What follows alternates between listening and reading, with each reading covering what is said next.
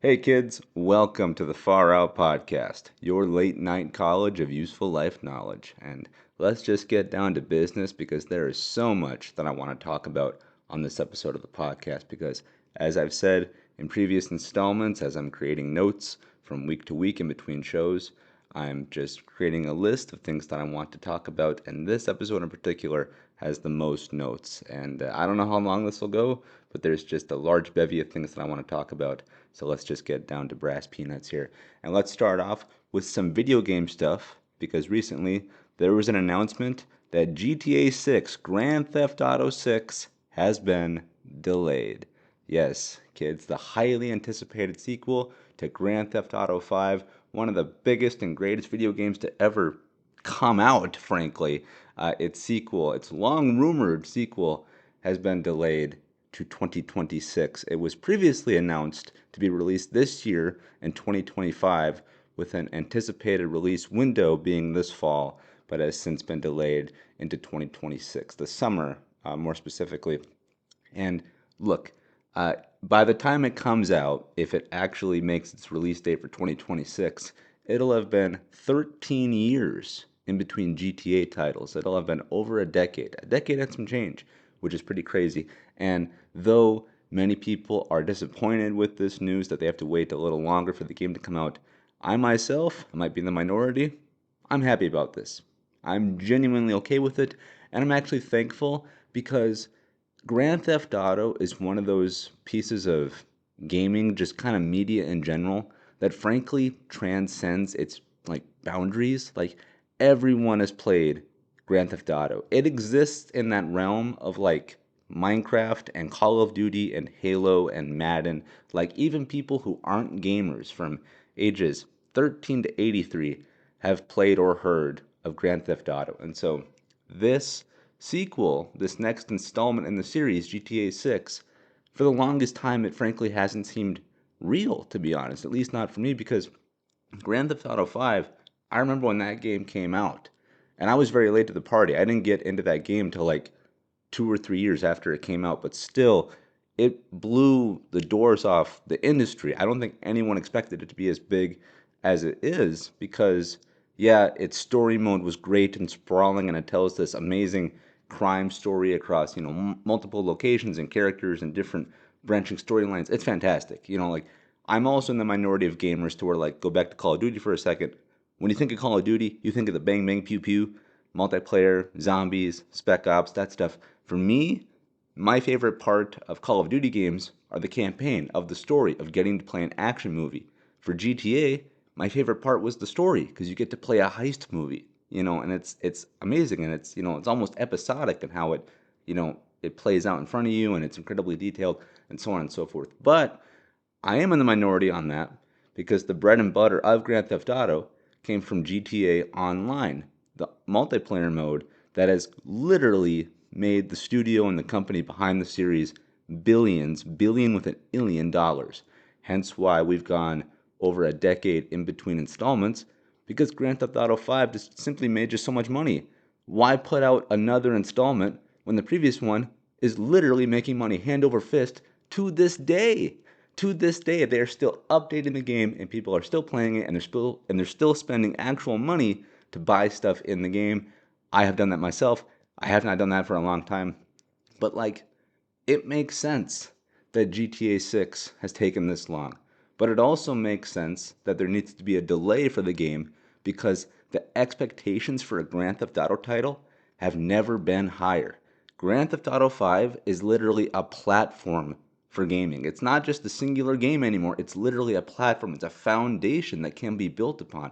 And frankly, if they wanted to just scrap another new installment in the series and just continue to update GTA 5 for the rest of time, I don't think people would balk at that idea. Some people have gotten stale with GTA 5, they've gotten over it. I myself have not played it for several weeks, if not months. But even I go back in every now and then. You can still pull people back. But now they're going to pull back the masses plus even more because GTA 6 is on the horizon. But we have to wait a little longer. But I'm truly okay with this because GTA 6 is so ambitious of a title that it almost feels daunting to like accept its reality. And I know that sounds incredibly nerdy, like so nerdy, like I need help, but like it's true. I don't think I'm alone in this because when Grand Theft Auto 6 was announced to come out this year, there were literal shifts in the gaming industry for when they wanted to release their titles. Other games were trying to get out of the fall window of this year because they were afraid that GTA 6 was going to sap up all the competition, all the revenue, that any other game that released around it would just be obliterated. And I think that's true. I think that's very true. It's like the equivalent of releasing your movie alongside an Avengers or Star Wars movie. Everyone and their mother is going to want to run to the theater to see Star Wars or Avengers. They're not going to want to see the adventures of, whatever.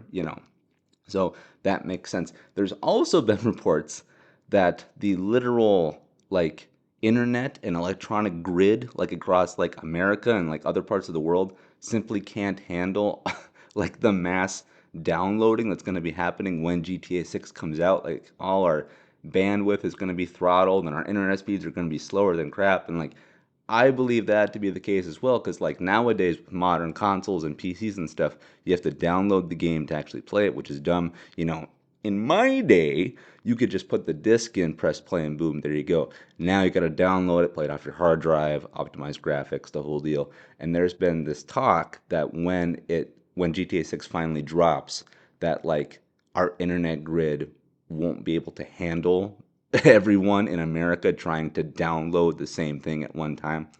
There's also been this idea too that we're going to see a literal change in the stock market because productivity around the country is going to go down because everyone's going to want to take time off to play the game. And I'll just be honest, I'll just be real.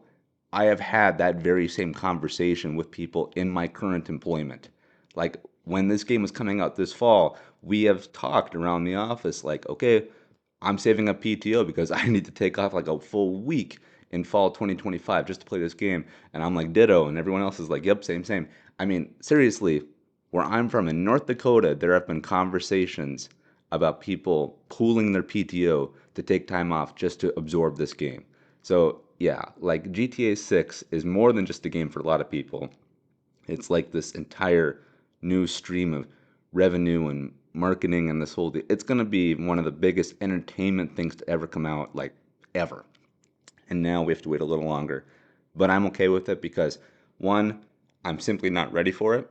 Like, as a gamer, I'm not ready to have this entirely new world to dive into. Like, for me, this is like the equivalent of like a new Star Wars movie coming out. Like, I have to like mentally prepare for like what this means. But also, GTA 6 now has more time to get fully polished. And like the last thing Rockstar Studios released was Red Dead Redemption 2, which is one of the greatest, most beautiful, most sprawling video games I've ever played in my entire life. That game literally brought me to tears and took me 2 years to complete because it's so rich and deep in detail. And that thing was delayed at least 3 times.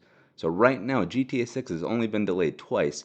But if they were to announce tomorrow, hey, we can't do it in summer 26, we're going to do it in fall of 26, I'm like, great, take all the time you need. And they could take another 2 years for this game to come out. Because by the time GTA 6 does finally release, it will absolutely be worth it.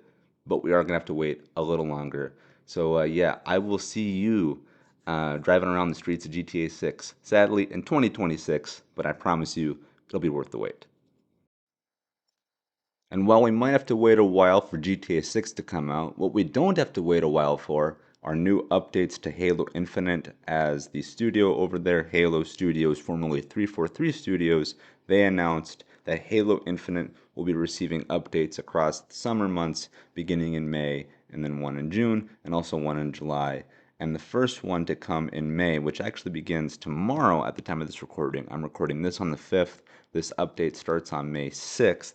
This brings a new weapon to the game known as the Mutilator, which is a double barrel shotgun with a gravity hammer attachment at the end. And so, kids, if you know anything about me, you know I'm a huge Halo fan. This is my ride or die gaming series. I am such a big fan of this franchise. What Star Wars is to movies, Halo is to gaming for me. And so I'm all in on Halo Infinite and its updates. But if you're not even a big super fan like I am, and if you're familiar with Halo in any capacity, you'll know that this weapon, the Mutilator, is the first of its kind to the series, as we've never had this kind of double barrel shotgun before.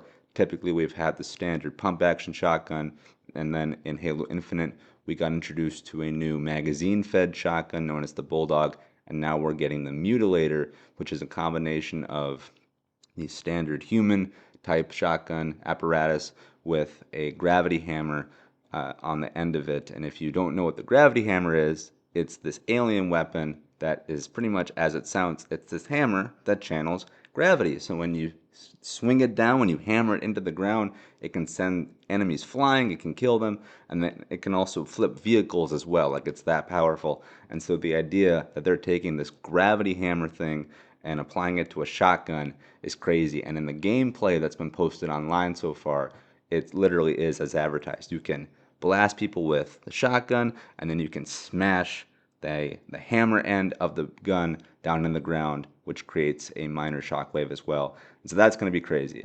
That's going to be really crazy. I'm really looking forward to checking out this new weapon. Not only just a new weapon for the game, but as I said, a new weapon for the franchise as a whole, as we've never had anything like this before.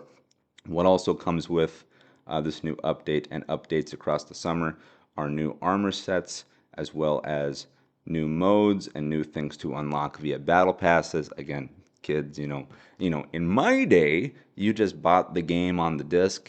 Before you had to download it to the hard drive, you could just plop it in and there you go. But you could also just earn things standardly through what was included in the game, and occasionally you'd have these things released called map packs.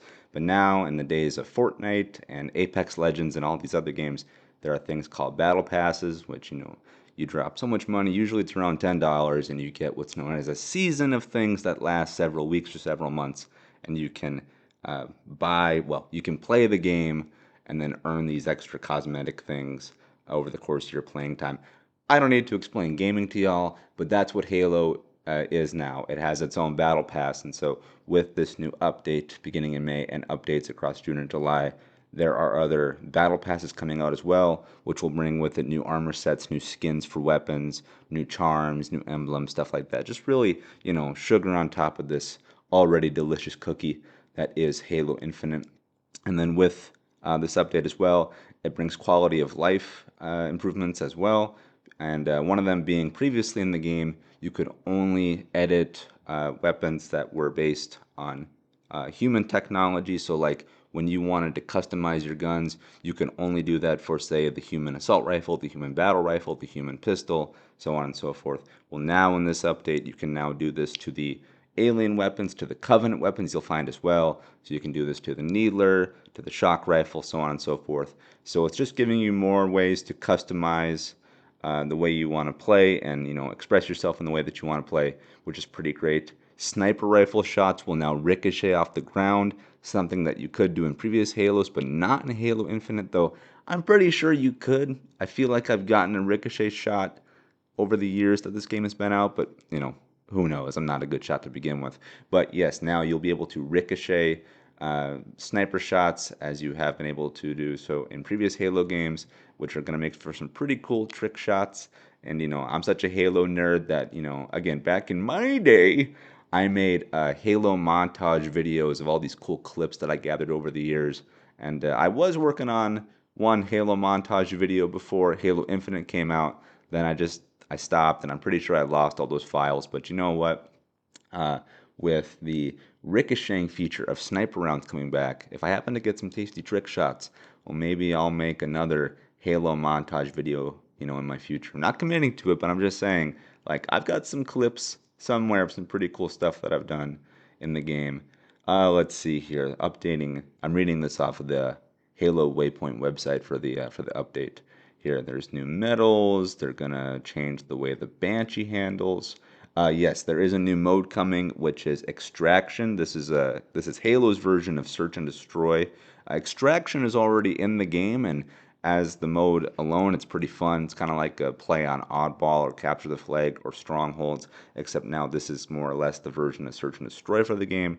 And I've seen some gameplay of this. It feels kind of more in lines of, say, like a Rainbow Six Siege.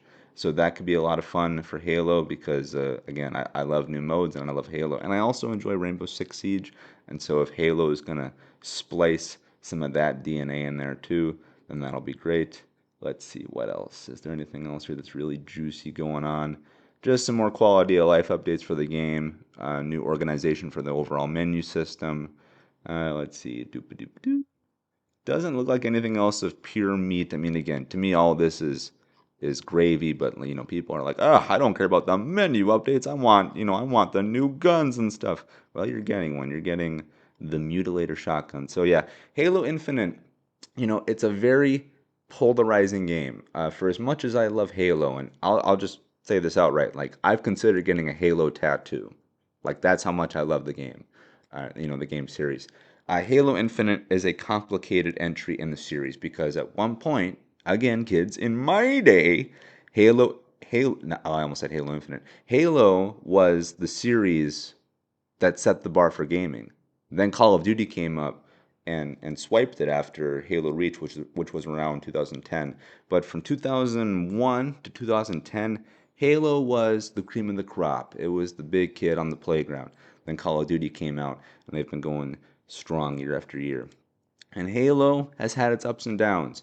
Halo 4, I liked it, did not love it. Halo 5, I liked it, did not love it, and I liked it a little less, and I loved it a little less too. And Halo Infinite was a return to form of sorts. However, I would describe the overall finished product of that game as being frustrating, as there are things that are missing, such as campaign details, weapons, modes, ways to play, just things that were in previous Halos are not in Halo Infinite, and it is still bothersome to this day, despite the game being 3+ years old now, which is crazy to think about.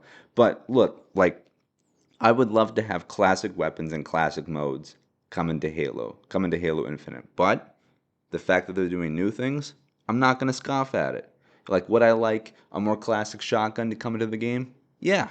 But am I going to not play the new shotgun? No, of course not. I'm going to play that thing, until my fingers fall off. Do I wish there were more classic modes coming back to the game? Of course. But am I going to not try the new extraction mode? Of course I will. It's amazing. Like I said, it's like Rainbow Six Siege, and I love that series too. So, like, look, Halo Infinite, it's frustrating. For the longest time, it has not been a full Halo package, in my opinion. As I've said, it's been lacking many things from previous Halo entries, but over its lifetime, they've brought a lot of old things back into the game, a lot of new things as well. More new for my flavor, but again, they're working kind of backwards here, which again is frustrating, but it's just kind of the bed we have to lay in. But Halo Infinite, as it stands in the year 2025, to me is a very fun game. It is a very fun Halo game, and so that's really all I need. I just need a fun game. I need a fun Halo game, and Halo Infinite provides that. And so I recommend this game, and with what they've laid out here, the studios behind the game, with what they've laid out for how they're going to treat the game for the month of May, June, and July, it's only going to get better. So I recommend that you give Halo Infinite a shot.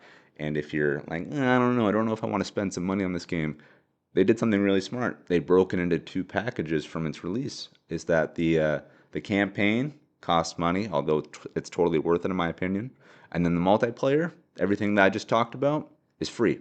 The multiplayer is free, so you can download Halo Infinite. You can play now, and you can look forward to this new update, which comes out May 6th. Again, I'm recording this at the time of on the day of May 5th. So by the time you hear this, it'll already come out. The new Infinite update will come out. But yeah, I recommend you give Infinite a try because it is a free game, but it's a very fun game. So yeah, maybe I'll see you on the battlefield. And while I may have described Halo Infinite as being a frustrating game, what is not a frustrating game is 2023's The Invincible. And both Halo and The Invincible are sci-fi in genre, but they're very different from one another. Halo Infinite is more of a sci-fi military shooter, whereas The Invincible is a sci-fi exploration type of game, and it is absolutely amazing. Just to give you a simple breakdown of the game, you assume control of a character known as Yasna, who is an astrobiologist, and you wake up on this strange alien world. You don't know where you are or why you're there. You actually have amnesia as the character, and you have to wander across the planet, picking up clues as to what happened to you and your crew. So you have to find your crew as well. You don't know if they're alive or dead or what they're doing. And as you're wandering across the planet, you're picking up pieces of your equipment as well. So you're finding stuff like a map and notebooks and a grappling hook and a radar device. And it's absolutely amazing. On its surface, this does not sound like a very entertaining game because most people are like, ugh, alien sci-fi, give me a gun, I want to blow them away. But no, no, no, this is like a walk in the park type of game because this thing is centered on exploration, around taking your time, around mystery, and it creates this incredible alien universe that you want to explore. You literally want to take this game slowly. You want to look around every corner. You want to examine the rocks and look at the sand dunes and the weather, and things happening in the atmosphere. It's just amazing. And I'll make sure to throw up pictures that demonstrate the kind of artwork that goes on in this game, but it really is just so captivating. Like, there's a literal sprint button that you can press in the game to run fast, but I hardly ever use it because I literally want to look at everything. I want to look at every rock and every crest on a mountain. I want to take things extra slow because this game is just a visual feast to look at. On top of that, its soundtrack is also amazing too, and it really brings you into the world and it makes you feel like you're this wandering explorer who doesn't know her left from her right, and everything around you could be hostile, yet you want to look at it, but you don't want to look too close. It's just amazing.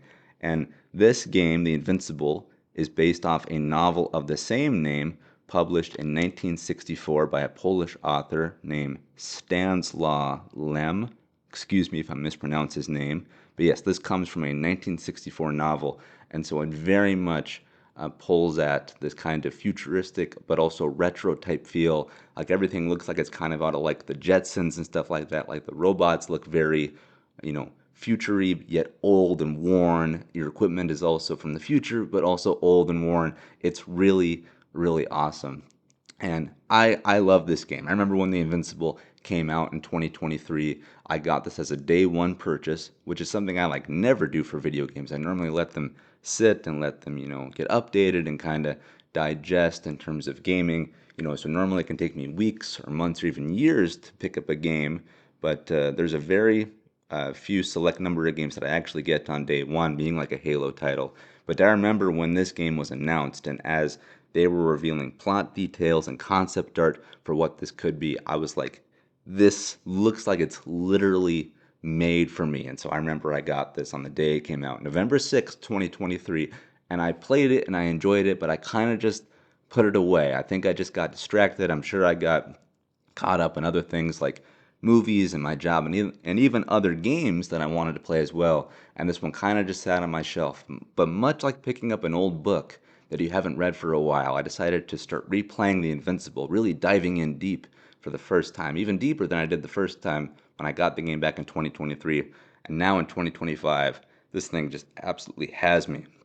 This thing is just so great. And I'll make sure to throw up artwork that really demonstrates the overall tone of the game, and I'll throw up pictures and stuff like that if I haven't already. But yeah, The Invincible is absolutely amazing.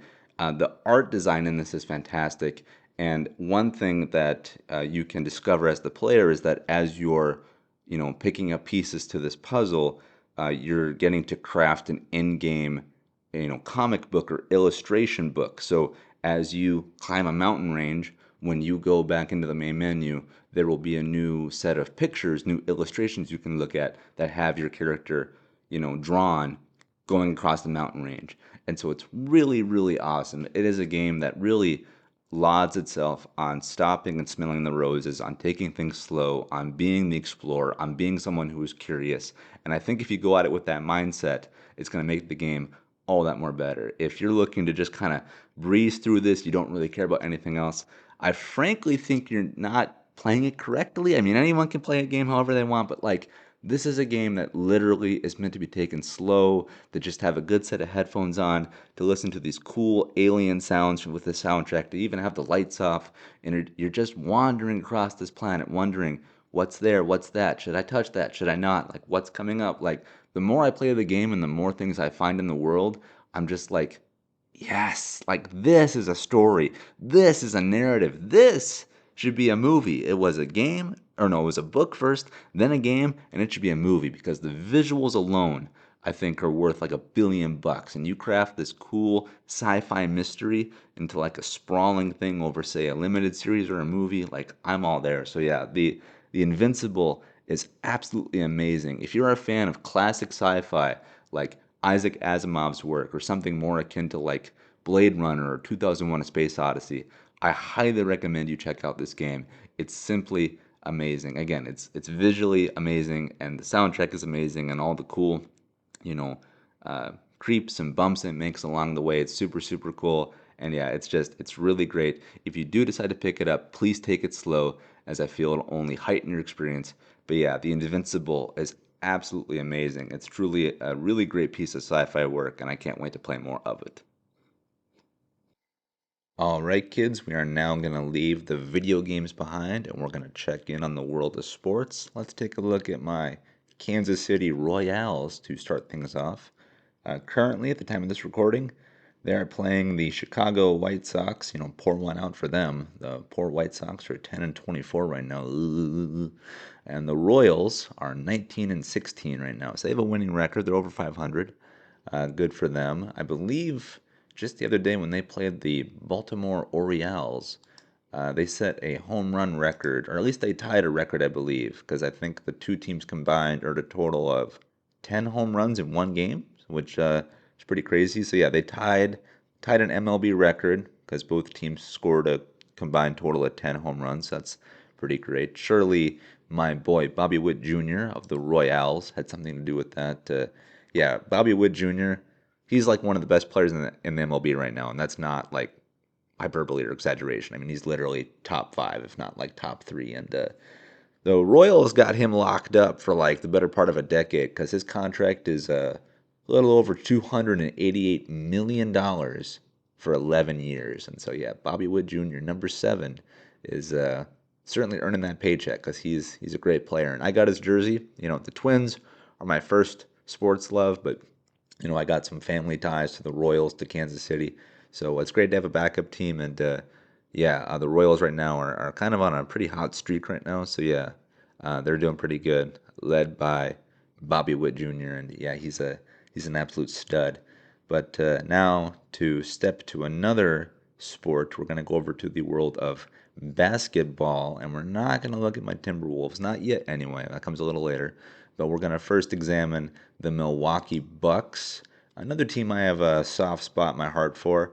And sadly, they don't have as good of a story to tell as the Royals do because the Milwaukee Bucks were in playoff contention at one point, but they have since been eliminated by the Pacers. So yes, they're out of that hunt. So pour one out for the Milwaukee Bucks. If you're a Bucks fan, I'm sorry to see that your team has left the playoff race, but if you're like me, who's just kind of a quiet Bucks appreciator, I'll still tip my hat to you. So you played a good season, and you had a chance there to win it all, but yeah, the Bucks have been eliminated from the playoffs.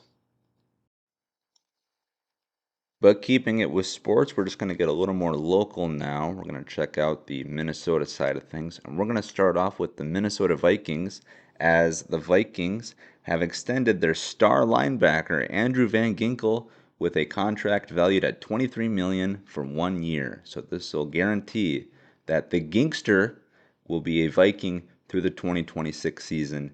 And I actually had the privilege to meet Andrew Van Ginkel during the 2024 NFL Draft Party for the Minnesota Vikings. This is where we drafted future rising quarterback star J.J. McCarthy, and he was there, and I got to meet him and take a picture with him, and it was awesome.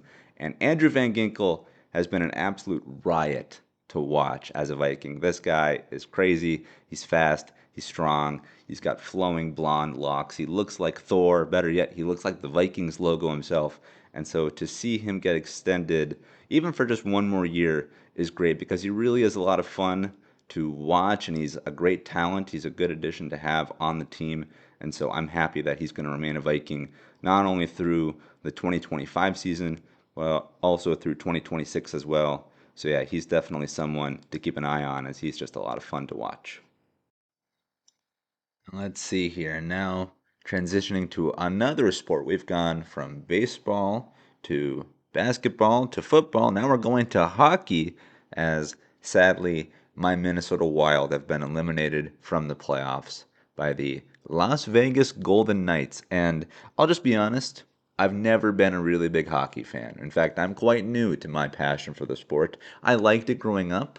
I went to a lot of UND games when I was just a kid and a teenager, and then it just kind of disappeared from me. It, really just kind of left my life completely. And then I picked up a few other sports. I picked up baseball along the way, then football, and just recently I got into hockey. I got into the Wild when I found out that they were making a playoff run. Very similar to my love of the Timberwolves. They began when they were in the playoffs as well. So yeah, I got into the Wild, watching them playing hockey, and it was fun. It was really fun to see them play, and I even got some swag. I got some merch. I got a jersey and I got a hat, and it was a lot of fun. But sadly, they have been eliminated from the playoffs, and I'm a new fan. I'll admit it. I'm a new fan of like a month. Mark the calendar. My fandom began in 2025, but yeah, it was a bummer to see the Wild get eliminated because the more I watched hockey, the more I liked watching it. Like it's really fun and fast and physical, and so yeah, it is a bummer to see the Wild, no longer play anymore for this year. But I'll be an even bigger fan going into 2026 than I am now. I was actually talking to my mom recently, and we talked about wanting to go to a Wild game when the new season starts. So yeah, my fandom is only blooming as more time goes on here. And as we enter the off season, I'll just keep up with the team. And I have been. I found a cool hockey podcast called Judd's Hockey Podcast. That's out of the Score North network of podcasts. They do things for the Vikings and the Twins and the Timberwolves. Guess they also have a hockey podcast as well. So it's been good keeping up with the team via that. But yeah, I'm a hockey fan now. I'm a Minnesota Wild fan now. But yeah, they got eliminated from the playoffs. So that's too bad. But I'll see you guys in the next one. And perhaps I'll see you, loyal listener, at the XL Arena. All right, then. Still keeping it with Minnesota sports. Speaking of the previously mentioned Timberwolves, at the time of this recording, the Timberwolves have not only advanced in the playoffs, but their new opponent has been decided. They will play the Golden State Warriors in round two of the NBA playoffs. But for the first round, they had to overcome the LA Lakers, and they did. The Timberwolves, the T Wolves, stomped the Lakers. We took down LeBron and DeLuca, the DeLuca boy. We got him. We took him in 5 games, 4-1. It was absolutely awesome. Now we're going on to play the Golden State Warriors. So look, the Wild, they're out of playoffs. Vikings not playing right now. The Twins, as much as I love them, they're not having a great start to their season. So the Minnesota Timberwolves are putting the whole city, the whole state on their back. And yeah, it's pretty great to see them advance. And yeah, they're now set to play the Golden State Warriors after beating the Los Angeles Lakers. So yeah, that's pretty cool. All right, moving on, keeping it with Minnesota sports. As I mentioned, the Twins. I'm now going to tell you about a recent Twins experience I had, and that's because I went to a game recently.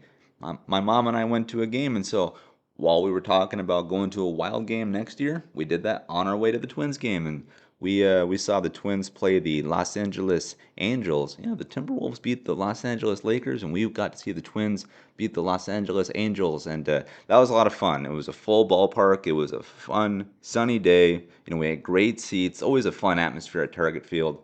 But what stinks though is that the game before my mother and I got there, the Twins were playing the Angels in the beginning of their series, and the Angels threw a pitch that injured our new star stud for the Twins. His name, I believe, is Luke Keichel. Anyway, he was doing real great, getting a lot of hits, a lot of stolen bases. He's young, he's fast, and he takes a pitch off his forearm and he fractured it or broke it. One of the two. Either way, not good. He's going to be out for at least 2 months, maybe more.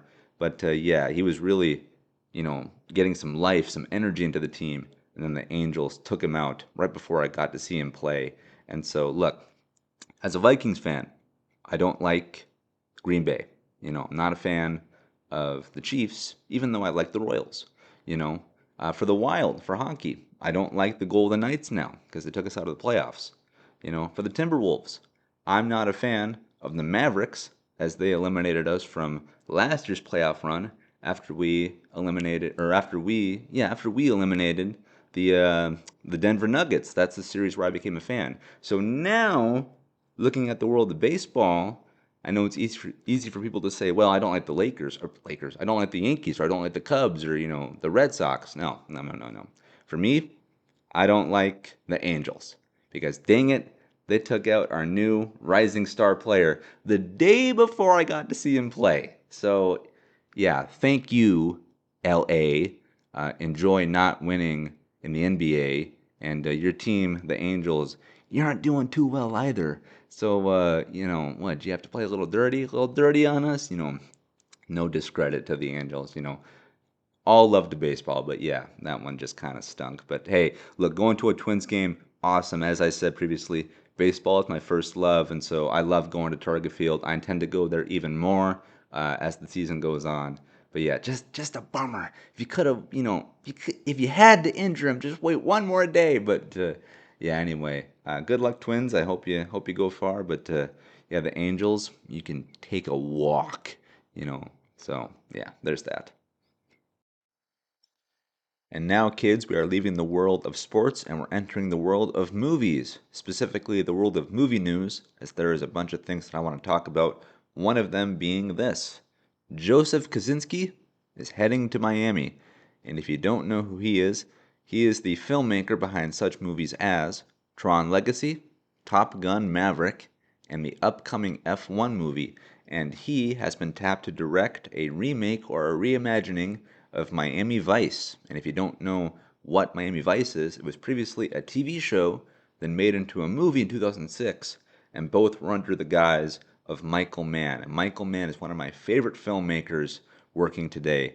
He has made some incredible movies, being Collateral and Black Hat and The Last of the Mohicans, and more specifically, he has made my favorite cops and robbers movie ever, being 1995's Heat. I love that film immensely. And now we have Joseph Kosinski, who's doing pretty good work for himself.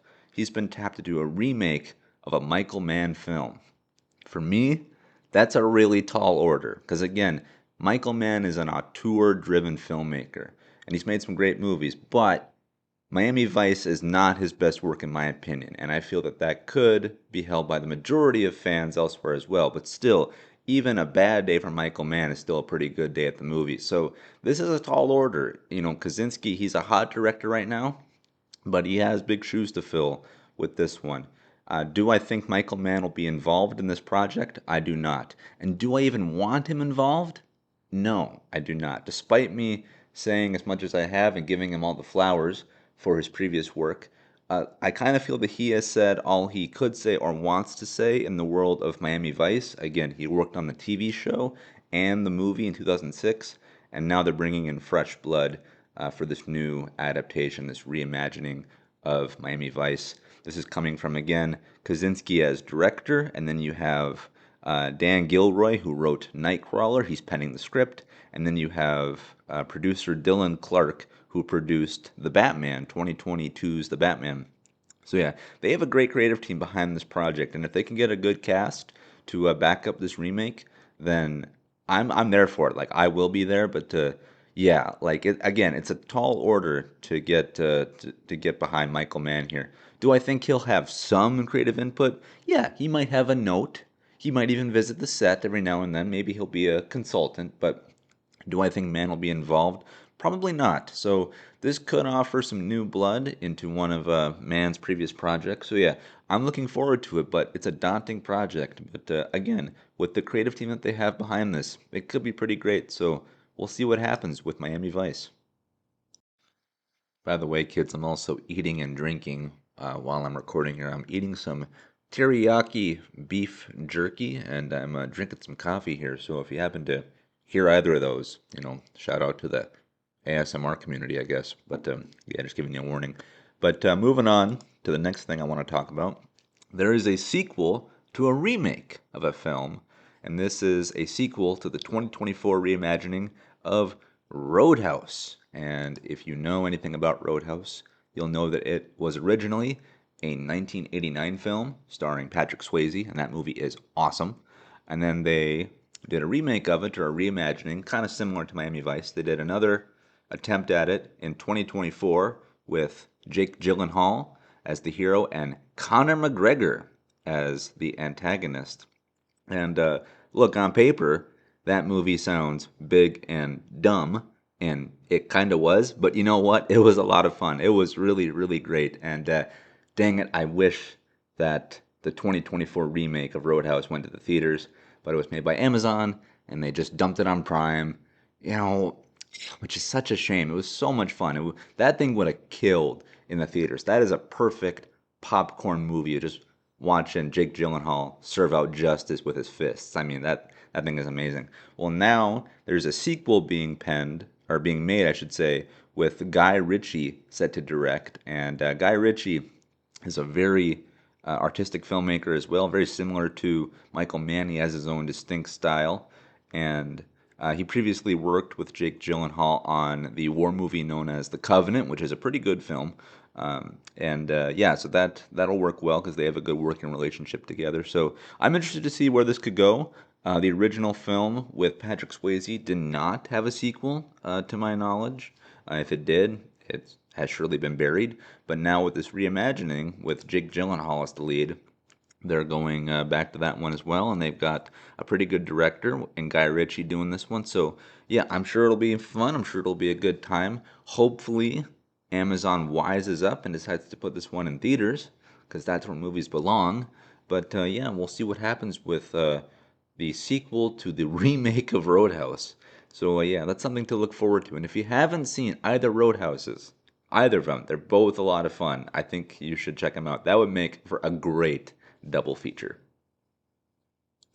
All right, keeping it with movies, there was a first look at the upcoming Avatar 3, known as Avatar Fire and Ash, and this offers a pretty basic look at one of the main characters named Neytiri. And honestly, this isn't really anything special. This frankly looks like it could have belonged to either the first film or the second film, but it is nice to see the marketing is at least trickling out for Avatar 3, as this film comes out this year, this December, so we're only months away, and kind of like GTA 6, the idea of getting an Avatar sequel seemed to be this far off thought because for years it was we're making number 2 and it's coming out, in 2012, 2013, 2014, and it went on and on and on. It kept getting delayed, and as they kept delaying the second film, they kept announcing we're gonna do Avatar 3, 4, 5, 6 through 35 and whatever. So they've got big plans for Avatar, and I know that they've got at least one more, if not two, in the can, being Avatar 3 and 4. And yes, Avatar 3, known as Avatar Fire and Ash, is set to come out this December. And I love the Avatar films. Like, I'm all in on Pandora. I have Avatar artwork in my apartment, the one I'm recording in right now. Like, I am so in on these movies. I saw Avatar 1 when it was re-released in theaters, and I saw Avatar 2 in theaters 5 times. That's a 3-hour movie, and I saw it 5 times in theaters, nearly tying my all-time record of seeing a film in theaters. That is a record that is held by Deadpool, 2016's Deadpool, at 6 times, and Avatar: The Way of Water, Avatar 2, nearly got it there with 5 viewings. So we'll see what happens. Maybe Avatar 3 will be the one that ties or exceeds the 6 viewings of Deadpool. But yeah, look, is this first look anything spectacular? No, not really. Doesn't offer anything in terms of setting or design or any locations or anything like that. But it is the tangibilization of this film, and so I'm just glad that it is on the horizon. And yeah, both those Avatar films are incredible. They are visual marvels, and they are hearty movies too. They're both like 3 hours long, but they freaking fly by. James Cameron is an expert filmmaker, and they're both on Disney Plus, Disney Plus. So yeah, if you haven't seen Avatar 1 or 2, I highly recommend that you do. And we have Avatar 3 to look forward to in theaters this December.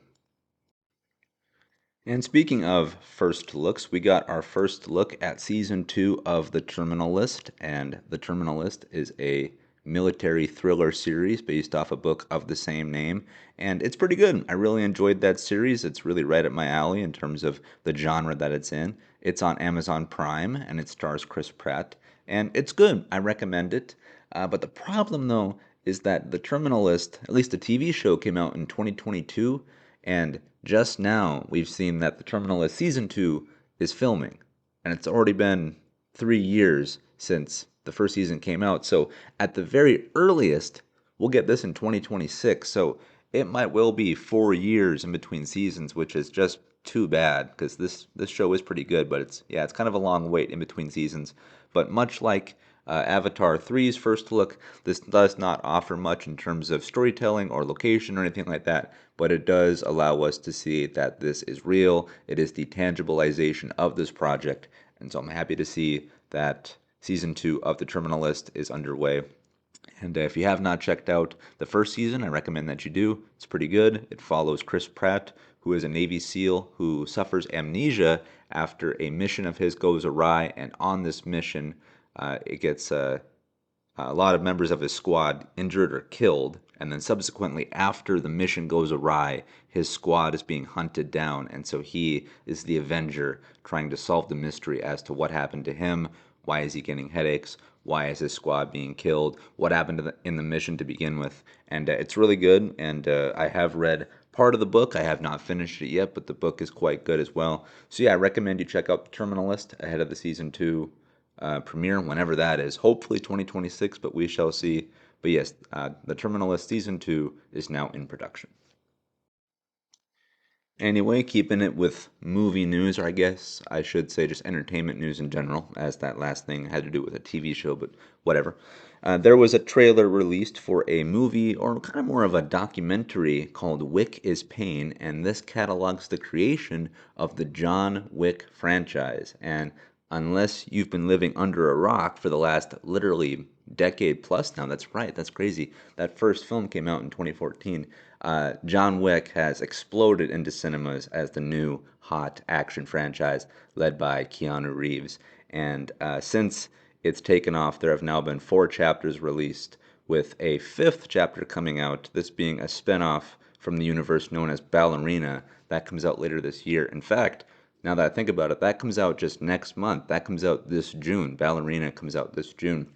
So yeah, John Wick proper has had 4 chapters in his story, and then the world of John Wick is expanding with the spin-off Ballerina, comes out next month, and then there is this new movie, this new documentary type of thing coming out called Wick is Pain, which tells the story about how John Wick was made. And it looks like it primarily has to do with the creation of the first film, but as you watch the trailer, it looks like it also catalogs the series overall, and it has a lot of behind the scenes stuff on the making of the movie. And I'm a guy who loves to buy Blu-rays for film commentaries and behind the scenes stuff and learning how things were made. So this is just right up my alley. I can't wait to watch this. This is not coming to theaters. This is going to be released exclusively on digital.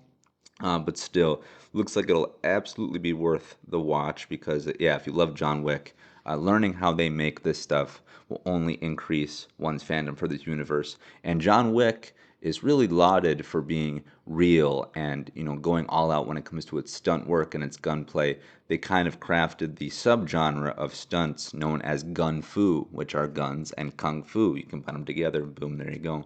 And yeah, the filmmakers behind the John Wick series, they have a working relationship with Keanu Reeves that goes back to the Matrix series. So that's kind of where they met and introduced each other. And now it has since grown into this action franchise under John Wick. So yeah, if you want to learn more about the making of John Wick, you can catch Wick is Pain when it comes out later this year.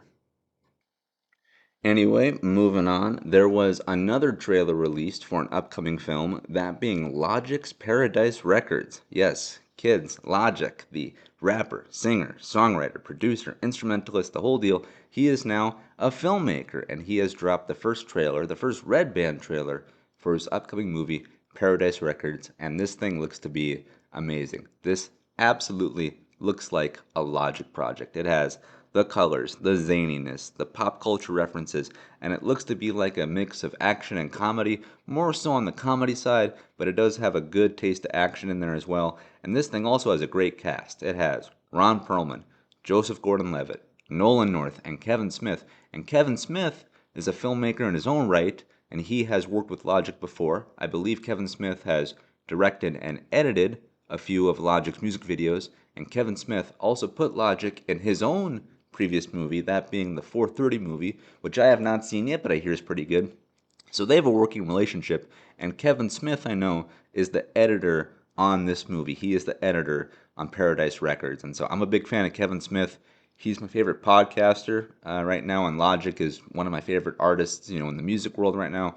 So the fact that they're coming together to make a movie, it just seems like it's going to be a really fun time. And this trailer looks like it's going to offer a really fun time too. So yeah, Paradise Records is coming out sometime later this year, I believe.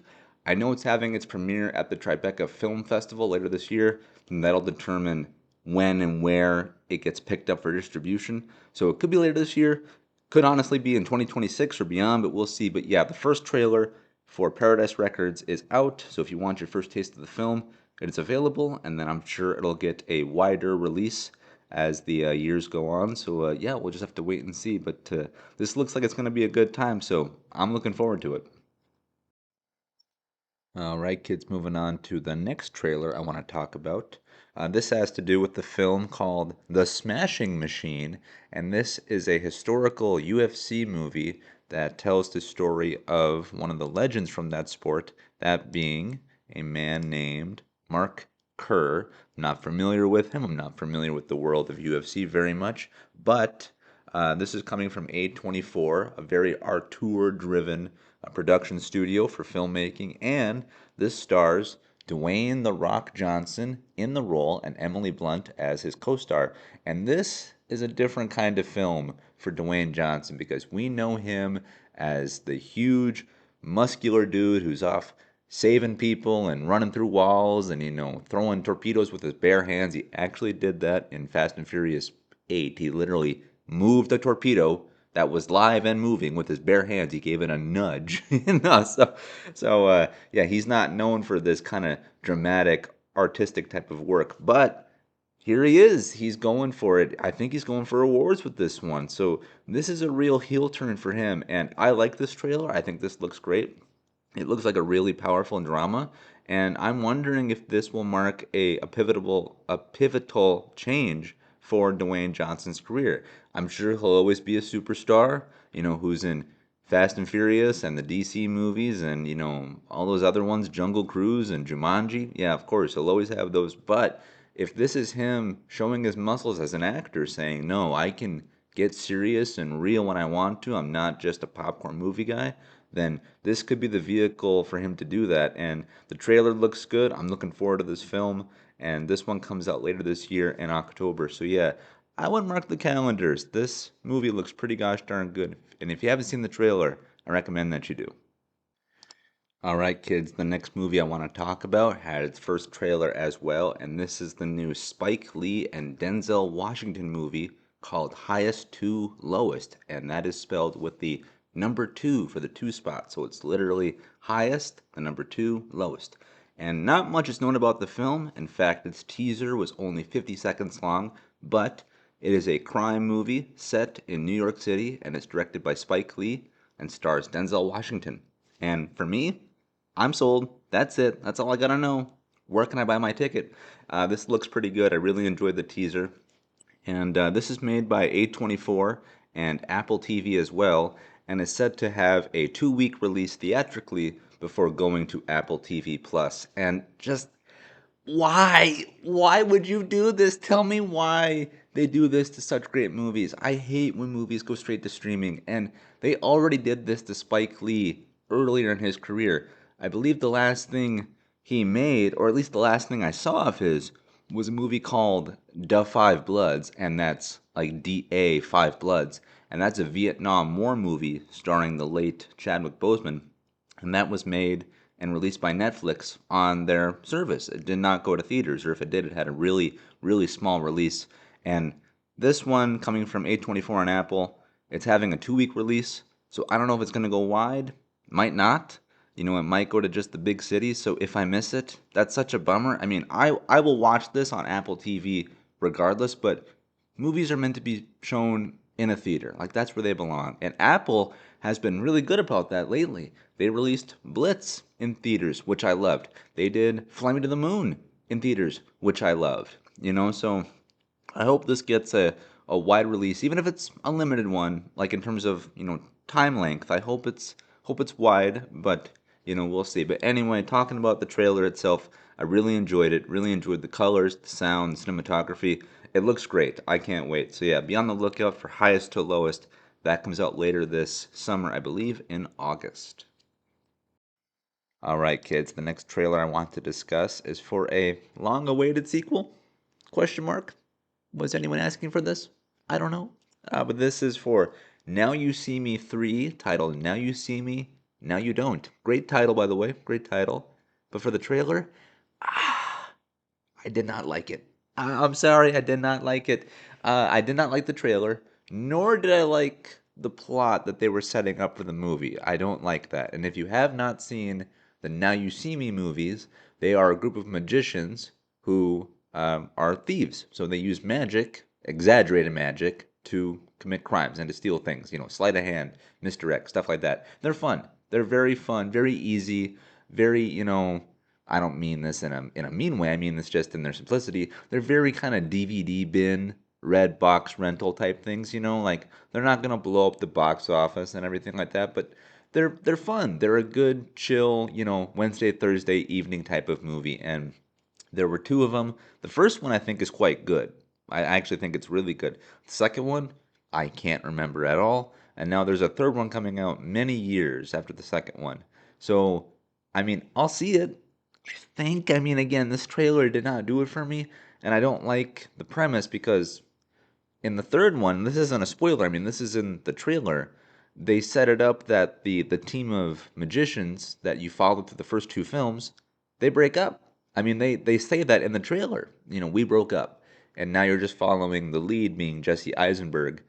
And it's like, I'm not here for the individual parts. I'm here for the team. So it's like, whatever. But in the trailer, they show the team come together. At least they reunite reluctantly, it appears, to work together for some reason. But I don't even like that because that acknowledges then that the team will surely break up in the beginning. Then you spend maybe half to maybe more than half of the movie with the team not together, and then maybe they get back together in the climax.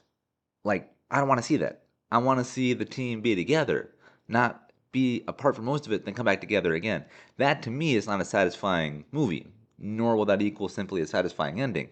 So I don't know. Maybe it was just a bad trailer. Maybe they, maybe that's all a misdirect too. Maybe their breakup is a fake out, and then they're really together the whole time. I don't know. But from the trailer, I wasn't a fan of it, and it looks pretty basic, pretty simple. Again, that's not a huge knock on it because the first two films are pretty basic, pretty simple, very low bar to entry as well. But yeah, this trailer did not blow me away. I wasn't like, oh, thank goodness, they're back. It was like, oh, okay, now you see me 3 with a great title. But yeah, that's the issue though, when your title is better than the trailer. So, we'll see. It comes out this November, so hopefully they release another trailer, one that I personally find more appealing to myself, because you could flip a coin if I'll see this or not. I think I will. I think I will, because my mom and I saw the first two. So, yeah, if she wants to go with me to the movies, then hot diggity dog, we'll go see Now You See Me 3. But yeah, this one did not blow me away, but could be a sleeper hit. So we'll see. All right, kids, let's get out of the world of movie news and get into the world of movie reviews because since we last got together, I have seen a bunch of stuff, some old stuff and some new stuff. And we're going to start off with something new because I got a chance to see the sequel to 2016's The Accountant. Yes, kids, I saw The Accountant 2, and this is coming out 9 years after the release of the first film, and so surely, having waited just around a decade for the sequel to come out, surely it'll be worth the wait, right? Well, sadly, kids, I hate to say it, but I did not love this movie. In fact, I'm not even sure if I fully liked it. There are things I liked about it, but I would sadly describe this film as being disappointing because, like I said, I have waited many years for this film to come out. Does the original even warrant a sequel? Kind of. In the way it ends, you could absolutely say there is more story to tell. However, I would have also understood had this film been a one and done. But since its release, there's always been this kind of quiet talk, this whisper that maybe there could be another chapter to the story. And so I thought, okay, all right, if you're going to go for it, then go for it. But again, it took 9 years. So expectations were high because the first film has only grown in stature since its release. And I attest that the 2016 The Accountant is a great film. I actually think it's kind of underrated, in the sense that not enough people have seen it. It really is a great piece of action cinema.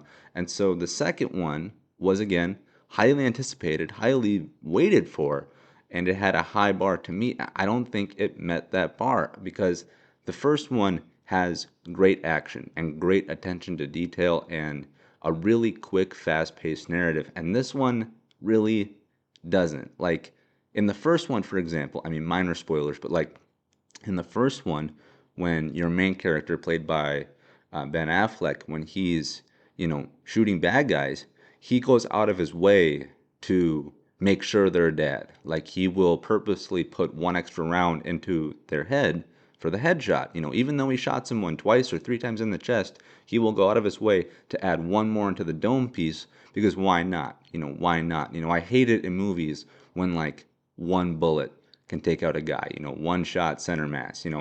Yes, are guns deadly? Absolutely. But we've all heard stories like on the news or in history books that people have been shot multiple times and they still live. And so, in the world of The Accountant, where your main character, Christian Wolf, he's an autistic accountant.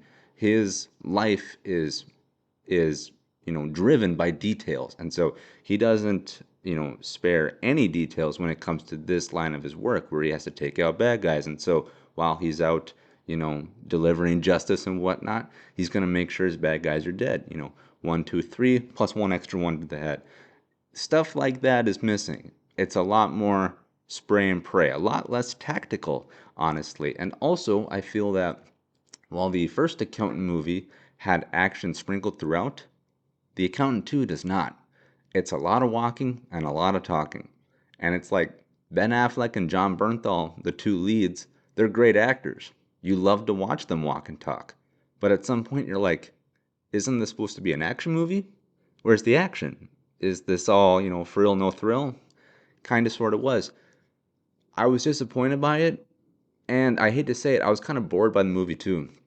What I will say about the film is that it absolutely ends on a high note. It goes out strong. For the lack of action that I feel that it has, it definitely pushes most of it to the end. And the end set piece is pretty good. It's not great, but it's pretty good. I actually think the ending of the first film is better in comparison. The second film also tries to go for more comedy, and there are some genuine laughs. There are. But again, like, when comedy works, it's great. When it doesn't, I mean, you can feel the absence of that kind of tone that they're going for. It gets really awkward and just feels really stale. And there were a few points to where a joke would happen and I like wouldn't laugh. And it's like, so that all that setup was for nothing. Now again, comedy is subjective, but in the theater I was in, there weren't a lot of laughs. There weren't even a lot of quiet ones. So it's like, again, you purposely went for more comedy this time because you have John Bernthal and Ben Affleck together. You could treat it as a buddy action, duo comedy type of mixture. But if your comedy isn't going to work, I hope your action does. And the action does work, but there's just not enough of it. So, yeah, I found The Accountant 2 to be disappointing and boring in a sense. Again, it's not a bad film, but is it one of my top 5 of 2025? No. Is it top 10? Probably also no. So, yeah, I mean, look, I don't know. I've heard that there's a third in development. I hope that's true because, again, that first one is so great that I feel it kind of can support the second one on its shoulders. But, like, unless they really, hit the third one out of the park, I think sadly The Accountant is going to be looked back on with, like, yeah, the first one was good, but, like, they should stop, And so I don't know. I want more, but I mean, they really, in my opinion, they dropped the ball. So, if you like the film, great, and if you want to see it, I hope you still decide to. I just hope that if you listen to this review and then decide to go see it, I hope it doesn't deter you. I hope it just informs you to maybe lower your expectations a little bit, because maybe if you lower them, then you'll be more surprised in the end. But yeah, The Accountant 2, good-ish, not great, but not bad. Just kind of a I don't know, kind of a dud. All right, kids, now moving forward with reviews, we're actually going to move backwards because The Accountant 2 was the only new release I saw. That's the latest film I've seen in theaters. Everything else has been re releases, which is just fine by me because one of the re releases I saw was Interstellar, and I got to catch this on the big screen. And let me tell you, seeing this in a theater again was amazing. I remember when this film came out initially in 2014, and it still blows me away to this day. Christopher Nolan is one of the greatest working filmmakers we have today. From movies like Inception to the Dark Knight trilogy to now recently Oppenheimer and his upcoming Odyssey picture. I mean, he can do it all. He can do it all. And for this one, for Interstellar, he decided to go into space and do something akin to like Stanley Kubrick's 2001. I mean, this is a gargantuan, pun intended, sci-fi movie. This thing deals with intense science, cool science fiction, and really brings a lot of big things into a really digestible and visual world because we're all fascinated by like black holes and wormholes and time dilation and what do we have to do if we actually have to leave the Earth due to like some catastrophe happening. Christopher Nolan takes these huge ideas and brings them into ways that are not only palatable but also entertaining and understandable. And this movie is freaking fantastic. And I've heard that they went to such great detail to get the science right in this movie that the science portrayed in this movie actually expanded upon real natural science in the real world. Like Christopher Nolan, even when he's going into the world of science fiction, he's still getting it right in terms of physics. Like, it's phenomenal. And this thing looks incredible. I mean, it looks like $1 billion, like with the visual effects and the sounds and the colors. And my gosh, this might be Hans Zimmer's greatest score. And I mean, he's done a lot of great work from, the Dark Knight trilogy to Man of Steel. He has a long pedigree of working with Christopher Nolan. But as I listened to the surround sound of the theater and seeing this on the big screen, I mean, the movie literally took my breath away, made my jaw drop into my lap. And a large part of that was due to the music. Hans Zimmer's score is freaking relentless, and it feels grand and big and operatic and emotional and beautiful. I mean, it just grabs you and it doesn't let you go. And then when you get beyond the science, when you get beyond this incredibly tough stuff to digest, at least on its surface, you get to these very human characters, to this very human story about, yes, you're leaving the planet for the betterment of humanity, to literally save humanity. But what are you leaving behind? What are you actually leaving behind? Who are you leaving behind? Well, the astronauts have families. And like to go on these large journeys, I mean, like we've all heard, like the big phrase words when it comes to space travel. This is so many light years away, and this will take months and years to get there. You need to, freeze yourself to, to even go that distance. And it's like, that's true, but like to actually put that into perspective, if someone were to travel deep into space, to go into interstellar space, they'd have to have the right preparations for their bodies, for the suits, for the vehicles, their equipment, so on and so forth. But then you bring in the human aspect of like, yeah, you're going forward to better humanity, to further it along in its development, but you're literally leaving behind your entire life because by the time your mission is complete, the people you leave behind might not even be there to inherit your successes. Like this movie is crazy and it rips your heart out, but it's all done with this incredible story and it's like, oh, Interstellar is just amazing. Much like Man of Steel, I feel that the music in this is so good, you can listen to it when you're not watching the film. Like it'll just grab you. But like seriously, if you have not seen Interstellar, if you haven't rewatched it in a while, because like this thing deserves to be seen multiple, multiple times. Like everyone talks about Christopher Nolan in terms of The Dark Knight and recently Oppenheimer, and I can honestly kind of feel like this one maybe falls through the cracks a little bit because even before The Dark Knight, you had Inception and whatnot. But like this, oh man, like Interstellar is just this movie is freaking crazy, and yeah, getting to see it on the big screen was just phenomenal. Again, when I saw it in its original run, the movie literally made me break a sweat in the theater, and it didn't quite get me there this time because like I knew what was coming, I knew what to expect. But sincerely, my jaw was just in my lap, and I was just like I was pondering the universe as I was watching it unfold in front of me. So yeah, if you're a fan of sci-fi and really deep science and math and the physics behind things, and if you're a fan of really rich storytelling done by great performances, great direction, great music, great cinematography, like the whole deal, this is an absolute feast for any film fan anywhere. So yeah, it was a real treat for me to rewatch Interstellar, just the film itself, but again, getting to see it on the big screen was, so impactful. And so if you have not seen Interstellar, please do yourself a favor and watch it. You will not regret it. And let's keep things in space for a bit longer because yesterday was May 4th, which is Star Wars Day. Get it, kids? May the 4th be with you. It's a pun, which is wordplay, the best kind of play. Yes, kids, May 4th is considered Star Wars Day, and to mark this occasion, Lucasfilm decided to re release Episode 3, Revenge of the Sith, back into theaters to mark the film's 20th anniversary. And I'll just say this, I love the prequels. I do. I do. They get a bad rap when compared to the original trilogy, and I mean, come on, the original trilogy are some of the greatest films ever made in the history of filmmaking. So to compare the prequels to them, it's a little unfair, but it's all Star Wars, so I get it. But like for me, being a kid growing up in the mid 2000s, looking back on those films, having the DVD circulate and the toys and all the promotional stuff like the cereals and all that, like these were my Star Wars films. They really were. And that's what George Lucas, the creator of Star Wars, intended for them to be. He wanted each generation of fans to have their own set of movies. Hence why you get the originals throughout the 70s and the 80s. Then, as the decades go on, he starts the prequels in the late 90s that bleed into the 2000s. And then I believe that eventually he would have made the sequel trilogy even later than we got it now because he wanted the fans to grow up. He wanted them to evolve with the movies themselves. We got the sequel trilogy about a decade plus later, so not within the same time parameters as the first two trilogies, but that was really the plan that he had. And so the prequels, when looked at through the lens of the originals, they get maligned because, they're too jokey and the writing isn't as good, nor is the acting and whatnot.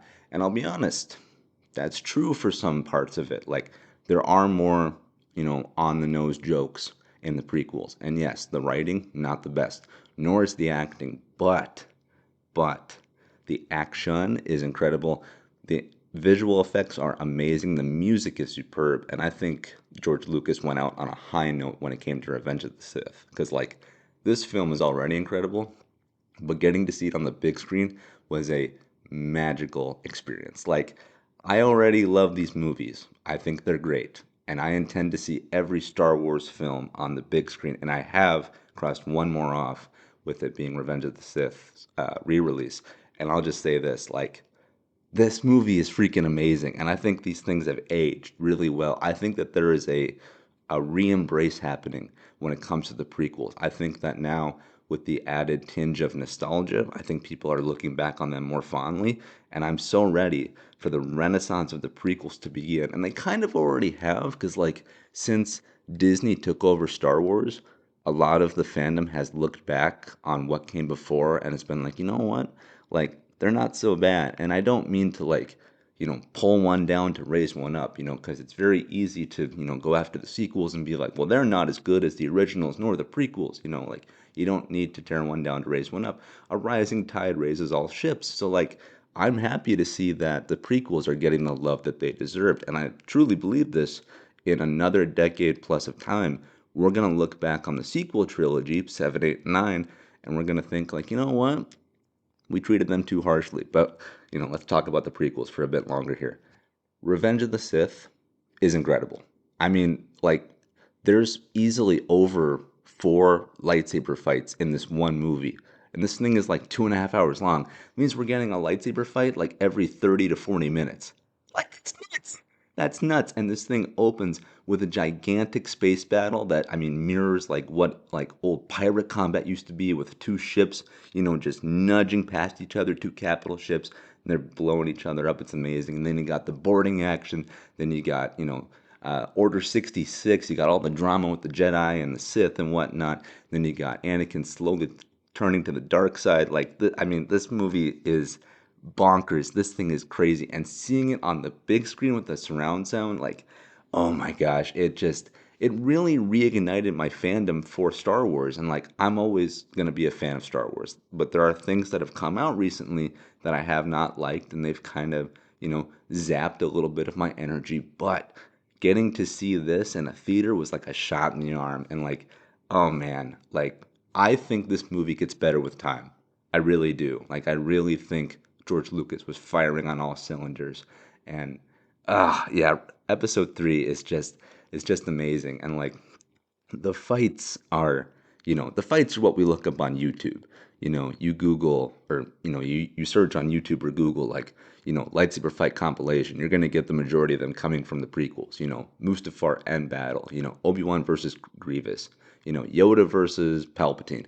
Like, a lot of these come from Revenge of the Sith, and like, so rightfully so, this thing has a big, action count, and it looks great whenever. But seeing it in its full context, like, if you have not watched the film recently from front to back, like, do yourself a favor.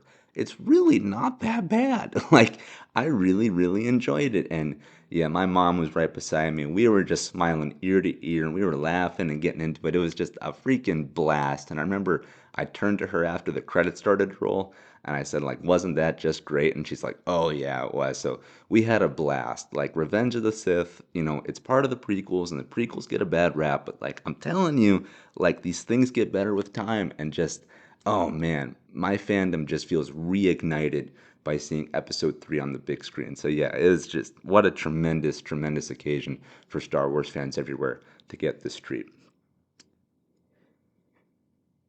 But whereas the majority of fans might only had episode 3 to watch to commemorate Star Wars Day, my local theater actually did a re-release of episode 5, The Empire Strikes Back, as well. And so I got to see 2 Star Wars films on the big screen inside of a week.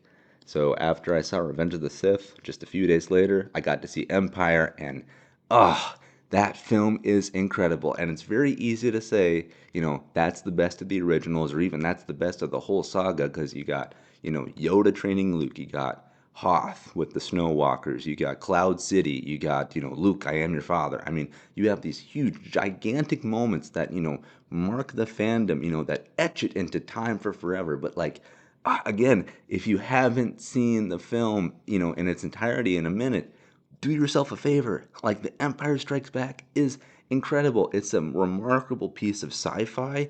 It's a great middle chapter for Star Wars, and like, every location is just amazing. Dagobah looks different, sounds different, acts different from Hoth, which acts different from Cloud City. Like, I mean, this movie is just full of incredible sci-fi, like, cinematic achievements, and like, the puppeteering of Yoda still looks good to this day, and like, the tone of it, where like, the bad guys are constantly overtaking the good guys, and your good guys are constantly on the back foot. Like, it's just a big game of cat and mouse with the Empire chasing Han Solo and Princess Leia and whatever. And it's really funny as well without it being too on the nose. And like, you see the budding romance of Han and Leia and whatever. Like, 3PO is always butting in at the best times possible. And you've got that moment in the film where the Millennium Falcon is trying to evade the Empire by flying directly into an asteroid field. And the Empire is like, screw that, we're not going to let you get away. So they just pursue into the asteroid field. So you got the Falcon dodging asteroids as well as TIE fighters, and the music is swelling, and it's just fantastic. I mean, I felt like a kid watching this movie, and I can't imagine what it must have been like to see that thing back in its original run. Like, oh, yeah, oh my gosh, that movie is so good. Star Wars is so much fun. Like, that's all I can say. I mean, what more can I say about Empire Strikes Back? That thing is decades old. It's not like I'm bringing a fresh review to it. I'm just, glowing about it. But like, come on, like, Star Wars is so much fun. And getting to see these on the big screen is such a treat. Everyone should have this opportunity. And during my screening of Empire Strikes Back, people were clapping and hollering and cheering, and it was just so much fun. And man, yeah, these movies are great. So if you haven't seen Revenge of the Sith for a minute, watch it. And if you haven't seen Empire Strikes Back, please watch it, because every now and then we need to be reminded just how good these Star Wars movies are. And it's very easy to hate on Disney and to not like anything that they've done. I get it. Episode 8 wasn't that good, nor was episode 9, and a couple of the TV shows have been kind of so-so. But seriously, go back and watch the original trilogy, watch the prequel trilogy, and then, dip your toe into the new stuff. And seriously, I think you're going to find out that Star Wars is okay. It's still good. No matter what comes later, we still have the original stuff to look back on, and nothing can take that away from us. So, like, yeah, just enjoy Star Wars. And yeah, watching episode 3 and episode 5 inside of a week was just tremendous. So, yeah, Star Wars is fun. And yeah, that's all I can say. Just like Star Wars. But to also commemorate Star Wars Day, my local theater did a double feature. And I know what you're thinking. Oh my gosh, did they do Revenge of the Sith and Empire Strikes Back? No. Alongside Empire Strikes Back, my local theater did a re release of the Star Wars spoof movie known as Spaceballs. And look, I'll just say this, I love spoof movies. Like Airplane, one of the funniest movies to ever exist. I have cried laughing watching that movie. And spoof movies are a subgenre unto their own, and they're great. Like you have real winners like the Naked Gun series and Hot Shots, but then you have some stinkers that like are just truly stinkers. And the thing about spoof movies is that they're spoofs of other ideas, and so they're kind of purposely made bad and like really dumb and cheesy and almost like downright stupid. Like it's kind of a part of the shtick to like not take itself seriously. So like I went into Spaceballs with that mindset. I knew this is gonna be dumb. This is not gonna be really coherent. It's gonna be like just kind of downright like cringy and like really awkward. But like I wasn't prepared for what kind of film this actually was. And I don't mean to kill anyone that was involved in this because, again, this came from a fandom of Star Wars. And my theater owner for my local theater here, he was talking about the film before, he started it up. And he said that George Lucas gave the filmmakers his permission to make this spoof. So, like, they had the blessing of the creator. So like, it's not like they did it to like tarnish Star Wars or anything. No, this came from a place of love. But like, look, Airplane is kind of bad and cheesy like on purpose. And like I hope they did that for like Spaceballs too. Like I hope they leaned into it because like I thought this thing was downright just bad, just flat out bad and flat out stupid. And like I said that I cried laughing during Airplane. I barely laughed during Spaceballs. Like this isn't like it's so bad it's good. I just thought it was bad. I'm but like in the world of spoof movies, like I thought this one was just a real stinker. And when it comes to Star Wars spoofs in particular, like Robot Chicken and Adult Swim have done things way better and way funnier than what Spaceballs was. And so like look, if you're a die-hard Star Wars fan, go ahead and check it out. But like if you're looking for like a real treat of cinema, this is not it. And like I had only ever heard of this movie, and like seeing it, in a theater was my first exposure to it, like properly. But I'll be honest, like I could have gone the rest of my life without ever having seen this. So like, yeah, it's like, look, as a part of the Star Wars fandom, I'm glad it exists. But like, unless you really feel compelled to look at this, like you can just skip it. Like, yeah, Spaceballs. Um, what a weird thing to exist. What a weird thing to come out of Star Wars fandom. A spoof movie so bad, it's like not even like good, like ironically. So yeah, there's that. But while I may think Spaceballs is a bad movie, I actually got to see a movie recently that I think is downright fantastic. And I am, of course, talking about 2009's Fantastic Mr. Fox. And this is based off a children's book of the same name. And I mean this legitimately, even though it sounds like a cliche. This movie truly feels like it brought a child's book to life. And this is directed by Wes Anderson. And he's a really interesting filmmaker because he's known for having an interesting color palette, funny characters, wacky dialogue, zany stories, and the way he actually frames the shots in his movie is really, really unique. He's a big fan of symmetry when it comes to his filmmaking, so everything always has a really pristine look to it. It's very identifiable when it comes to his art direction. And what makes this movie also more unique is the fact that Fantastic Mr. Fox is stop motion, and so everything is made with clay and rubber and plastic and action figures and dolls. And despite it having a on paper rigid feel to it, the fluidity of the animation and the way they're able to capture the motions of these things in real time truly make them feel alive. And then you bring into it an incredible voice cast that includes George Clooney, Meryl Streep, Bill Murray, and many others. I mean, this thing is filled with a who's who of talent, and so much craftsmanship went into the making of this film. From the voice cast, like I previously mentioned, to the art direction, to like the smallest of details. Nothing is left, to chance here. Like, they go out of their way to make this world feel real and lived in and warm and inviting. And as I said, Anderson is known for having interesting color palettes with his films.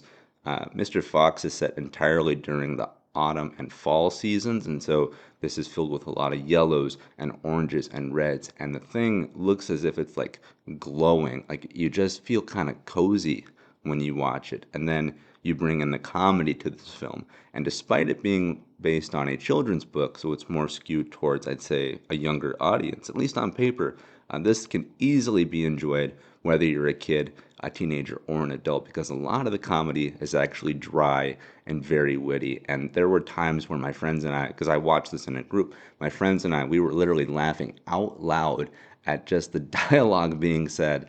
Like, this movie is so well written. It's fantastic. It truly is a work of art, and it holds up even when it's over a decade old. Like that, and that's crazy to think about. That this thing came out in 2009. Like, this thing is still an absolute masterpiece.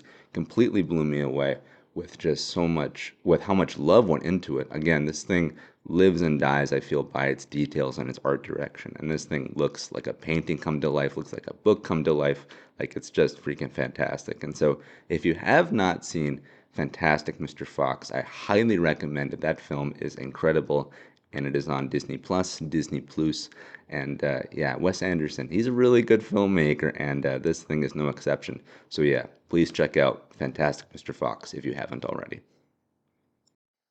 And then the last thing I want to update y'all on that I've been watching is a series. This is not a new series though. This is quite old, and this is the classic Teen Titans TV show that ran on Cartoon Network from 2003 to 2006, I believe. Yes, it ran for 3 years and did 5 seasons. And I remember when this came out, I was just a kid back in this show's original run, but this thing blew me away then, and it still is blowing me away now. And I just restarted the series. I'm about 5 episodes in, I think, and I'll be honest, it very much is a kids show. Like, the first couple episodes are very jokey heavy, very kind of, slapsticky type stuff, very easy for kids to watch. But there are glimpses of the greater narrative being told that I remember, witnessing as a kid. And like, even when I was just a little guy, I was like, hey, this is funny and this is cool and colorful, but like, I think they're trying to tell a story here. And even from, like, again, the first 5 episodes, they give you this idea that they're gonna go for an overarching narrative. Even though, again, this is made for kids, they're still not gonna pull any punches when it comes to the drama and the action and so on and so forth. And this show is just freaking phenomenal because it is based off the DC property of comics and heroes. So they reference people like, Batman and Gotham, and it exists in that same world. And the team of Teen Titans that you follow consists of Cyborg, Robin, Beast Boy, Starfire, and Raven. And what's interesting is that, I don't think a lot of people knew who these characters were prior to the show coming out. Like, for myself, this introduced me to a wide selection of DC characters. Like, I knew who Robin was because, again, he comes from Batman, and I had an idea of who Cyborg was, but like Beast Boy, Starfire, Raven, never really heard of them. And again, even with Cyborg, he really kind of got, his own fandom, I think, stemming out of this TV show. And so this introduces you to other lesser known characters that can stand alongside Batman, Superman, Wonder Woman, and so on. And then on top of that, you get interesting villains like Slade, which is Wade Wilson, also known as Deathstroke, but just in the TV show, he's simply known as Slade because I don't think they wanted the actual, name Deathstroke in there because that's a little intense. But he's voiced by Ron Perlman. I never knew that I did not know that until I started this rewatch that Ron Perlman voices Slade. But now that I know that, whenever I hear him talk, I'm like, oh, yes, of course. I knew I recognized him somewhere. So, yeah, Teen Titans is really, really interesting because it does expand the world of DC characters and storytelling going beyond just the general roster that, again, is usually the Justice Leaguers, like Batman, Green Lantern, The Flash, and so on and so forth. But yeah, Teen Titans is pretty remarkable. And like I said, I'm only a few episodes in, but like even when they're not, being jokey, jokey, buddy, buddy, they are getting into some really interesting pieces of storytelling. Like for instance, there's one episode. Oh, my laptop just made a noise.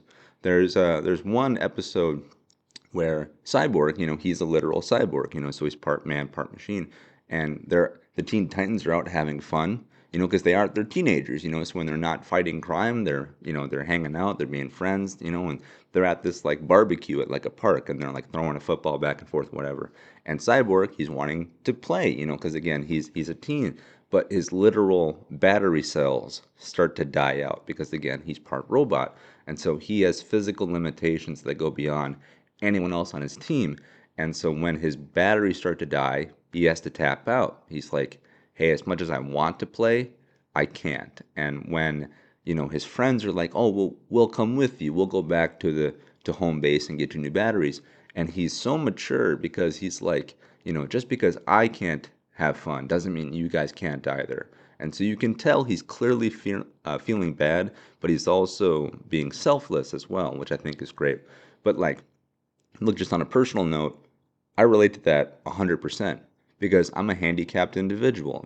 I'm not wheelchair bound or anything like that, but I have cerebral palsy. If I haven't said this already throughout the podcast, then this is the first moment for that. But like, I can still run, jump, climb, swim, hurdle, do the whole deal, but I can't do it for as long, and I can't do it as good as everyone else around me.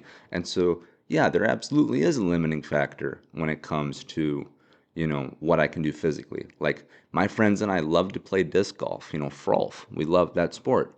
Well, for me, after about, 12 to 18 holes, like that's my max. I can't do, multiple games in one day. Whereas some of my friends, they can, go three, four times, but for me, I got to tap out about halfway into a round or maybe one full round. And so I relate to Cyborg on that level, even now being an older adult, so I don't really remember how I reacted to him as a child, like going through, my handicap, but I mean, I'm sure it hit me, on an emotional level too. But what's really interesting though is that in that same episode, as Cyborg is, as he's running back to the home base, as he's leaving his friends behind, a kid comes up to him and he's like, "Hey, you're Cyborg. You're a Teen Titan." He's like, "You're my favorite hero because you're just like me." And the kid rolls back his shirt sleeve, revealing that he has a prosthetic arm. And like, again, right there, it's representation. It's like that kid has a handicap, like he has an artificial limb. And Cyborg, who is like mostly artificial, he can empathize and sympathize with the kid. And so it's like it's really touching despite being in this really kitty show. And and then you have an episode featuring Starfire where her sister shows up, and her sister can do everything better than Starfire can. Her name is Blackfire. That's the sister, Blackfire and Starfire. And Blackfire is stronger, faster, can, fly farther, can, shoot stronger laser bolts and the whole deal. And, she's much more social and personable than her sister is, whatnot. And so Starfire start to feel inadequate because all her friends, her teammates are flocking to Blackfire. And so she's feeling left behind emotionally too.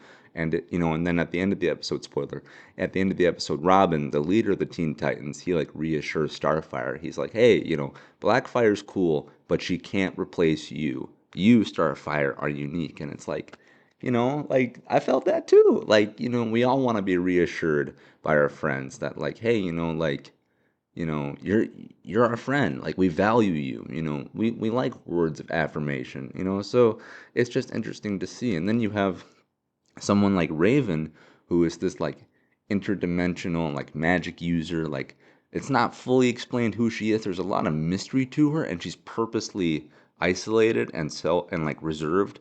Like she doesn't like to interact fully. Like she's just kind of her own person type deal. She's very moody in that sense, and like she never wants to talk about her feelings and whatnot. And then at one point in an episode, Beast Boy and Cyborg, they go snooping into her room, and then they get access to her mind and whatnot. So they're literally like going through her entire, you know, emotional spectrum. Like they're seeing her for her happiness and how sad she can be and how jokey she can be and her insecurities and whatnot. And Raven is like, look, she's like, I need to give the team a very small dose of who I am because like my emotions like are tied to my powers. And so like if I do too much of this, then this can go off the rails and so yada yada. And again, that's kind of dealing with like not necessarily like personality disorder, like that's not it, but it's like it's about keeping your emotions in check and about, you know, respecting someone's privacy. Like there are really interesting things being done under the umbrella of this kids show, and I think it's really great. And so if you haven't checked out Teen Titans in a while, I recommend that you do because again, this show is going on, wow, I mean, it's over 20 years already because it started in 2003. You know, by 2023 it'll be 20 years old. But you know, yeah, it's going on 20 plus years already, but it's still good. Like the Teen Titans are still a beloved group of characters, and now in the current iteration of DC storytelling, you have a TV show called Teen Titans Go, which features the same voice actors, at least for the principal cast, and then but it's told in an even more kid fashion. Like it's told for like ages like, you know, 7 and under, at least from what I've seen of that show, to where I feel the original one from 2003 was skewed more towards like a young teen to an actual teenager. But I hear that under James Gunn, with the new DC universe that he's building, I hear that there is a Teen Titans project or two in the works. You know, who knows? We'll see what happens. But yeah, I like the Teen Titans a lot, and my fandom of them came from this original show. So yeah, if you haven't seen the original series before, I recommend that you check it out. I'm watching it on Amazon Prime, which is also kind of funny too because it wasn't, at least when I looked at it, it wasn't on HBO Max, and that's the Warner Brothers owned streaming service. And DC is owned by Warner Brothers, but they don't have a DC property on there. You know, kind of silly, but yeah, it's on Amazon Prime right now, and yeah, I recommend you check out Teen Titans if you haven't for a while. And then to bring this episode of the podcast to a close, I just want to do a quick wrap up on a few other things. No other entertainment stuff that I want to talk about, at least some stuff that I've seen.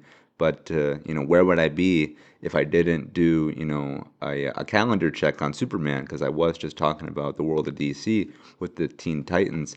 As of this recording, which is on May 5th, there is 67 days until Superman comes into theaters, and oh man, that's crazy to think about. We're just slightly over 2 months away. Yeah, the marketing for this movie is gonna go into full swing, like any minute, any day now. Maybe by the time you even hear this episode, it'll have already started up again. But yeah, we're gonna get another trailer pretty soon. We're gonna get stuff on like, you know, snacks and cookies and, you know, things like that. We'll see more posters around in movie theaters, and we'll see billboards and more TV spots. Like Superman is on the way, and we don't have to wait much longer for that either. But yeah, so I can't wait for that. That's gonna be crazy. But then the very last thing that I want to talk about is that since we are now in the summer months, we're in the summer season, and the weather is turning, you know, for the better now. It's getting warm and bright, and it's been a really good time to just go outside. And lately, I've been going for walks around my neighborhood, and I've just been really enjoying that. Like the simplicity of going for a walk to clear my mind or to listen to some good music while I walk has just been a real joy to me. And look, yeah, like in today's modern world, we got everything we could ever want inside our homes. We got smartphones that can watch TV on, you know, we can also order stuff from them. And then we have like these, you know, highly advanced gaming systems, and we got the surround sound, and we got all our food, and we got our comfy bed, and our comfy clothes, and our comfy couch, and whatnot. And it's like our homes are decked out; they're made for us. But like getting to go outside, and stretch your legs and, breathe that good clean air and just enjoy the sunshine. Like it was a nice change of pace for me when it comes to recording this podcast or getting off a day of work. Like I really enjoyed going outside recently. And so if you haven't gone outside for a while or if you haven't gone for a walk in a while, I really just recommend you give it a shot. Like I think it could really break up someone's change of pace who primarily spends their days indoors, which, is what I do. And so I really enjoy going for a walk. And I think that, if you haven't done that for a while, I think it'll be of a good benefit to you. And then, on top of that as well, from going outside, I also went to church recently, which I'll just admit, my church attendance has been pretty relaxed as of late. Sorry to say that.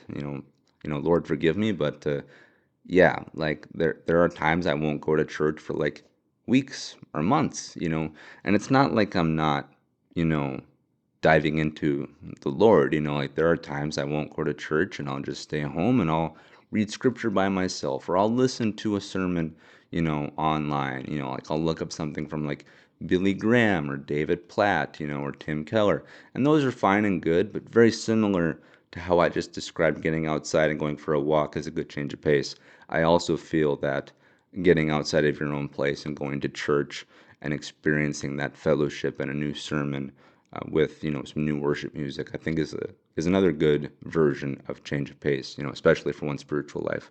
And so yeah, I recommend that you guys do that as well. So yeah, I'm glad that you guys continue to listen to this show. Thank you for making the Far Out Podcast what it is.